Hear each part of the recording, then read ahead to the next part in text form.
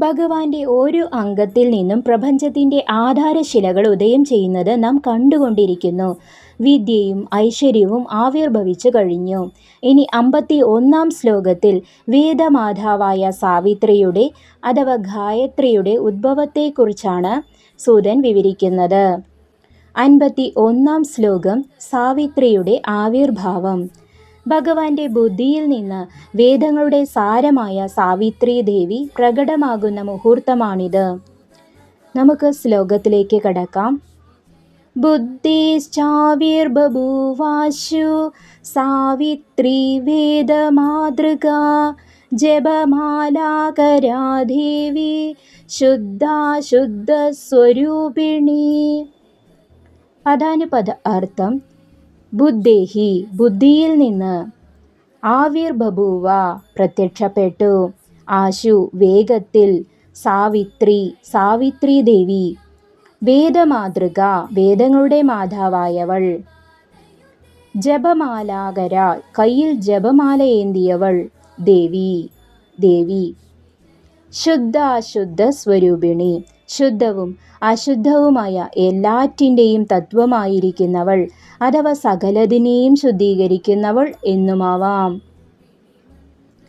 ഈ ശ്ലോകത്തിൻ്റെ സാരം: ഭഗവാന്റെ ബുദ്ധിയിൽ നിന്ന് വേദമാതാവായ സാവിത്രി ദേവി വേഗത്തിൽ ആവിർഭവിച്ചു.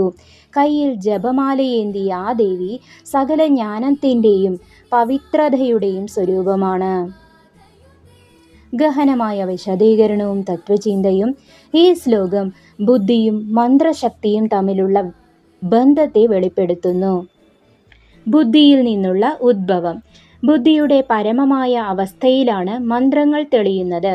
വേദങ്ങളുടെ മാതാവായ ഗായത്രി അഥവാ സാവിത്രി ബുദ്ധിയിൽ നിന്ന് വന്നവളാണ് എന്ന് പറയുന്നതിലൂടെ നമ്മുടെ ബുദ്ധിയെ ശരിയായ ദിശയിലേക്ക് നയിക്കാനുള്ള ശക്തി മന്ത്രങ്ങൾക്കുണ്ടെന്ന് ഇത് വ്യക്തമാക്കുന്നു. ധിയോ യോ നഃ പ്രചോദയാത്. ജപമാല റോസറി നിരന്തരമായ ഈശ്വര സ്മരണയുടെയും ഏകാഗ്രതയുടെയും പ്രതീകമാണ് ജപമാല.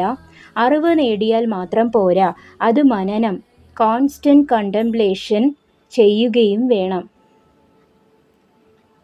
ശുദ്ധാശുദ്ധ സ്വരൂപിണി ലോകത്തിലുള്ള സകലതിനെയും വേർതിരിച്ചറിയാനുള്ള വിവേകം ഡിസ്ക്രിമിനേഷൻ ദേവിയാണെന്ന് ഇത് സൂചിപ്പിക്കുന്നു.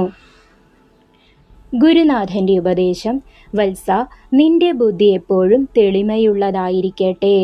സാവിത്രി ദേവിയുടെ അനുഗ്രഹത്താൽ മാത്രമേ നമുക്ക് സത്യവും അസത്യവും തിരിച്ചറിയാൻ കഴിയൂ. നിന്റെ പ്രവൃത്തികളിൽ ഏകാഗ്രതയുണ്ടാകാൻ ഈ വേദമാതാവിനെ ധ്യാനിക്കുക. അറിവ് എന്നത് കേവലം വിവരശേഖരണമല്ല, മറിച്ച് അത് നിന്റെ ബുദ്ധിയെ പവിത്രമാക്കുന്ന ഒന്നായിരിക്കണം. ബുദ്ധിയുടെ ദേവത പ്രകടമായി. ഇനി 52 ശ്ലോകത്തിൽ ഭഗവാന്റെ പ്രാണനിൽ നിന്ന് ആരുടെ ഉദ്ഭവമാണ് ഉണ്ടായത് എന്ന് നമുക്ക് നോക്കാം. പരമാത്മാവായ കൃഷ്ണന്റെ ലീലകളും പ്രപഞ്ച സൃഷ്ടിയുടെ രഹസ്യങ്ങളും ഈ പുരാണത്തിലൂടെ നമുക്ക് വരും ദിവസങ്ങളിൽ കൂടുതൽ അറിയാം. ഇന്നത്തെ ഈ ഭാഗം നിങ്ങൾക്ക് ഇഷ്ടമായെങ്കിൽ ഇത് മറ്റുള്ളവരിലേക്കും പങ്കുവയ്ക്കുക. അടുത്ത ശ്ലോകങ്ങളുമായി നമുക്ക് വീണ്ടും കാണാം. നന്ദി, നമസ്കാരം.